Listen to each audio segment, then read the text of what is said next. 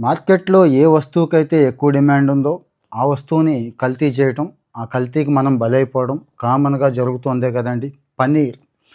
ఎక్కువ మంది వెజిటేరియన్స్ మంచి ప్రోటీన్, వాస్తవానికి రిచ్ ప్రోటీన్, హై ప్రోటీన్ ఉండేది పన్నీర్ అండి. ఈ పన్నీర్ విషయంలో చాలామంది మోసపోతున్నారు. ఎలా అంటారా?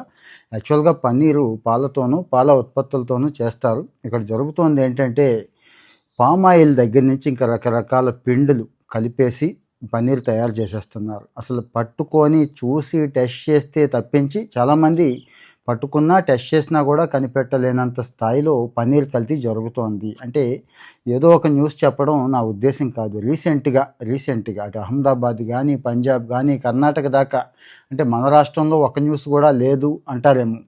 వచ్చేసిందండి. టన్నులు కొద్దీ పన్నీర్ అక్కడ దొరుకుతోంది. అంటే ఆ తయారు చేస్తున్న ఫ్యాక్టరీలే పెట్టేస్తున్నారు. ఫ్యాక్టరీలు సీజ్ అవుతున్నాయి. అంటే తేలిగ్గా తయారు చేయొచ్చు, ఎక్కువ లాభాలు తీయొచ్చు.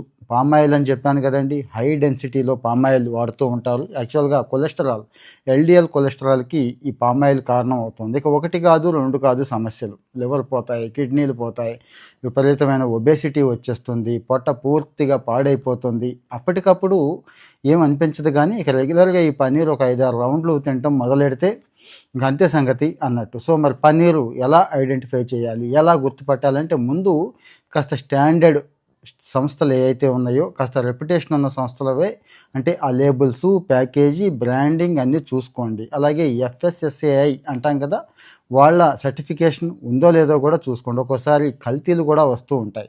అది ఒరిజినలా, కల్తీయా అనేది కూడా మనమే చూసుకోవాలి. ఇక పన్నీర్ టెస్ట్ అండి.